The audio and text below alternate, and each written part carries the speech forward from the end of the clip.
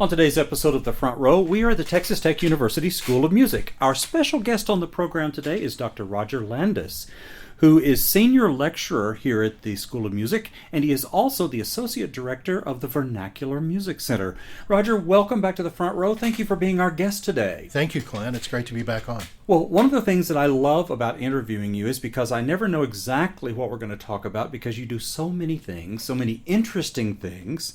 And today we're going to talk about the Caprock English Bagpipe Ensemble and a concert that you have coming up. And I want to start with a question that I've asked you before, but I find it really interesting because you've said English bagpipe. That would just, by inference, mean that it's not Scottish bagpipe like we would think. So quickly tell us what we're dealing with, what are the differences, and how do you use that in your performances? Okay, thank you for the question. Well, it's a fascinating subject, and I belong to two international organizations devoted to the bagpipe. The Bagpipe Society, which is based in London, also the International Bagpipe Organization, which is based in Leuven, Belgium. And I'm leaving tomorrow to go to our biennial conference, the International Bagpipe Conference, in Belgium this time. So it's a subject I know something about. There are, at last count, 136 distinct varieties of bagpipe in Europe alone. Most people don't know that. Oh my God. So every region, every ethnicity, every language group has multiples. At this time, there's somewhere around 70 different varieties that have been revived and which are, or maybe they never died out. There's a few that never died out. They've continued to be played or they have been revived. The Scottish Great Highland Bagpipe that we're all familiar with, because of the marching bagpipe bands. The Irish inland pipes, which have been used so distinctively in numerous soundtracks over the last 30 years and are usually played in Irish sessions if you have them locally. And then there's the Northumbrian small pipes, which some people would recognize. It's another type of English pipe, but related to the north of England. But there were, if you went back before the early 1800s, going back into the Middle Ages, there were bagpipes all over England. In every county of England, we have iconographic evidence of that. In fact, there's way more iconographic evidence of bagpipes early in England than there is in Scotland. They were relatively a late arrival in Scotland. God. And of course, the Scottish embraced them and made them world famous, right? Right. But yeah, so there were bagpipes all over Europe, and there are again. There's been a huge revival in the last 50 years.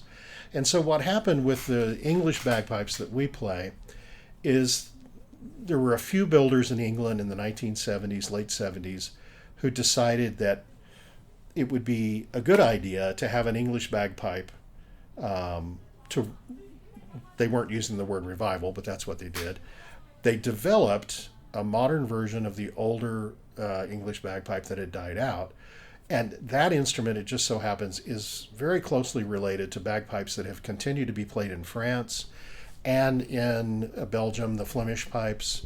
Some of your listeners will be no doubt familiar with the peasant wedding and peasant dance paintings by Peter Bruegel. There are Flemish pipers depicted in those paintings.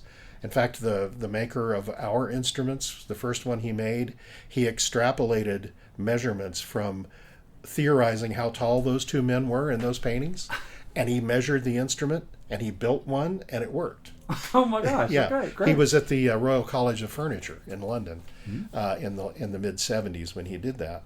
Jonathan Swain is his name. He's a brilliant player and composer and instrument maker, but he made all of our instruments. And I'm here to tell you, I've used this word with you in the past, but now it's literally true because we've obtained some new instruments. The idea behind this ensemble was that it would be a consort. In other words, there's two kinds of consorts. There's a consort of like instruments in different ranges, like a consort of violas da gamba, right? Yeah. A consort of shawms, and then you have a mixed consort, which is mixed instruments, right? We've always wanted to be a bagpipe consort. That's what we've called ourselves. But for most of our short history since 2017, we've only had instruments in one key, but now we've been able to obtain, we have 5 ranges now. We have cool. our middle G instrument, but we have a low G instrument an octave below, a bass bagpipe. We have a high, like a sopranino bagpipe called a Binu from Brittany. It's an octave higher. And then we have C pipes that are in between. Oh. So we've got G, C, G, C, G, and we're arranging bagpipe polyphony is our project. Oh, right. Yeah. And we have, in our concert, which we'll talk about in a moment, we'll be having the first appearance of not all 5 ranges, but we've got 4 of them going. And so it makes the part writing, the harmonies that are possible, having that extended range, it exponentially expands our palette. So to Yeah. say. Yeah. Well, that's really fascinating. A couple of things that you've talked about. When I think of Scottish bagpipes, I think of the Highlands, and I think of extremely loud instruments that are obviously outdoor for calling over long distances. Exactly. Is this what we're talking about with English bagpipes No. so much? No, Okay. they're much more like a chamber instrument. Okay. They would have much more in common with, say, the Irish uilleann pipes that are meant to be played indoors. You can play them outdoors, but Yeah. And so that makes part writing and harmony much more Yes. doable. Yes. Yeah.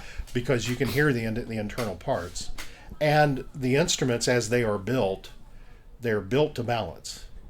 That is the intention of the builder, and that's what John does. Our bass bagpipe actually comes from a different builder in Germany. He's the only person in the world that we know of who has made a low G bagpipe in this design. And we actually had one donated by a retired school of music teacher from the upstate New York. Oh my God. He found us and knew we were looking for one. And when he found out what we were doing, he says, I'm just going to donate it to the School of Music. How wonderful. Yeah. Great.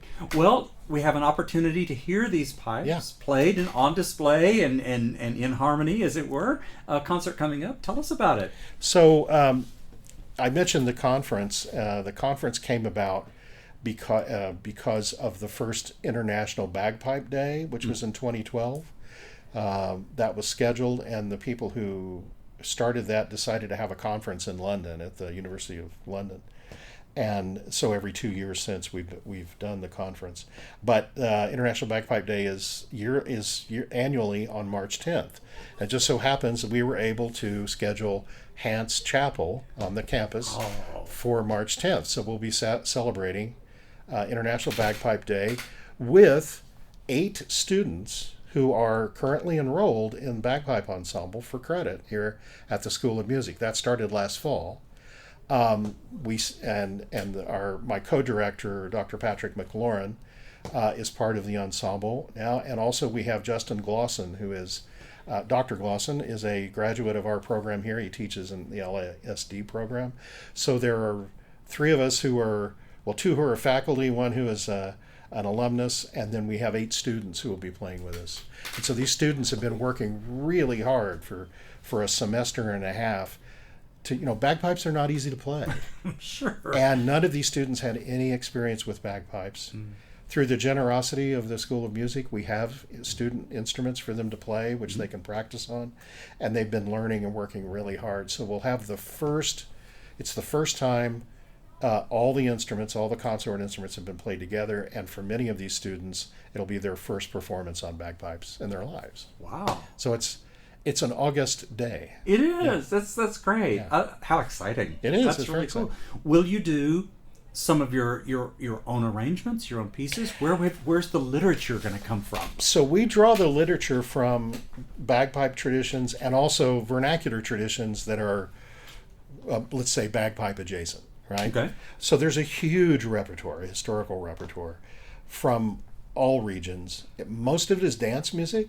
Some of it are song airs. They're more for listening. Some of it is religious derived music.